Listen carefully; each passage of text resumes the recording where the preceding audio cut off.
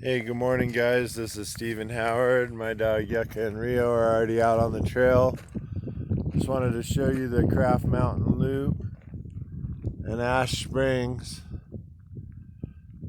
It's really, really beautiful. I don't know if you can see the full moon.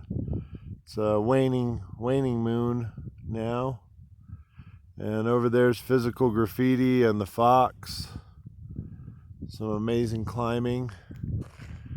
And it's real early in the morning, around 6 a.m.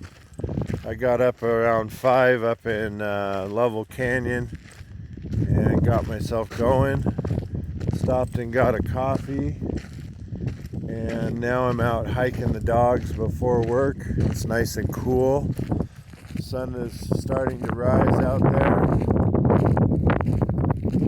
And what a perfect time to go climbing. The temperature and the breeze and just the way it feels out here, it's almost like tropical. It's about 72 degrees this morning.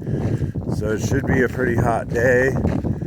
I am working for the movers today, hence the orange shirt. And it looks good, you know, it kind of matches the rocks out here. That's what I was looking at. But I have been delving into the messages I got last night.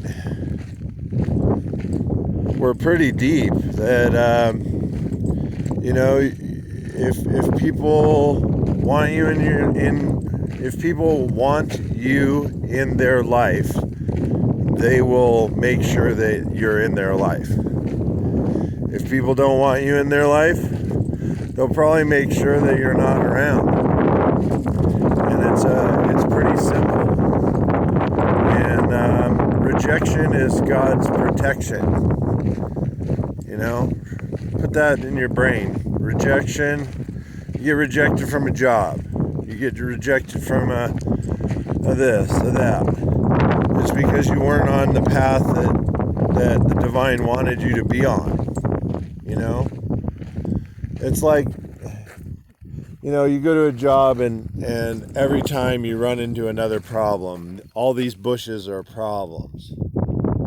But if you had the right job and you had the right career path, that's what it would look like. In other words, you'd have a clear path. There wouldn't be anything in your way. No obstacles, no BS.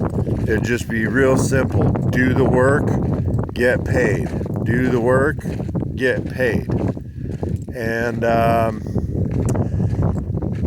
you know, abundance isn't everything. My last couple videos, I was talking about that. That we're all worried about an outcome. We all want, of course, we want the best for our lives. We want a beautiful husband or wife. We want a nice vehicle. We want, you know, all the things that society kind of brings us up to want. But in reality, what do you really need? I know there's a place out here that's like a cave dwelling where people actually sleep and have a little fire. And they live like they used to live thousands of years ago out here. So I kind of have changed my perspective by living in my car for 18 months. I think it's gone almost 2 years. And for, you know, dealing with all of the other stuff that I've been dealing with, it's allowed me perspective. You know, perspective that a lot of people don't have.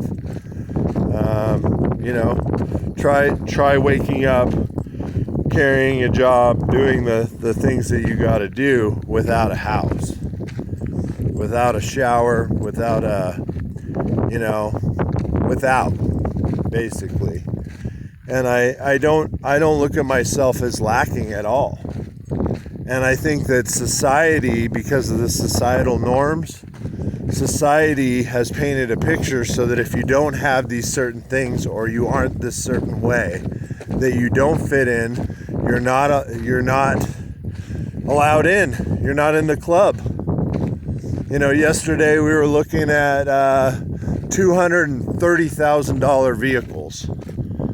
Do you know how much I could take one of those vehicles. Do you know how many people I could help? Do you know that $230,000 could buy you a ranch, 50 acres in Montana right now? And they're buying them up, and housing properties are going up, and the locals are pissed off, and nobody can afford anything.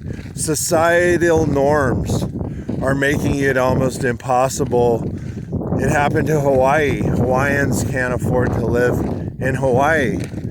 You know, grand larceny has become like a taught thing in Hawaiian society. And I just see all these problems, and they're systematically, and it's driven by all the stuff that we already know about. Greed, jealousy, low vibration.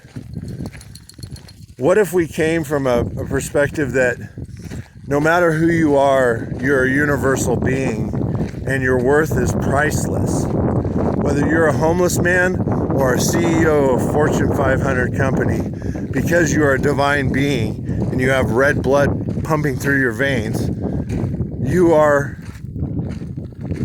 given a universal right to food, water, air, the ability to have opportunity.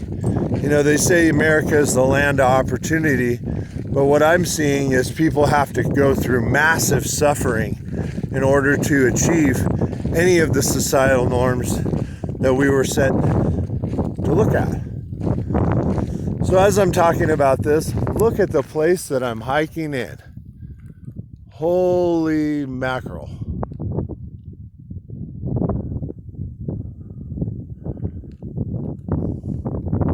I grew up in Lake Tahoe.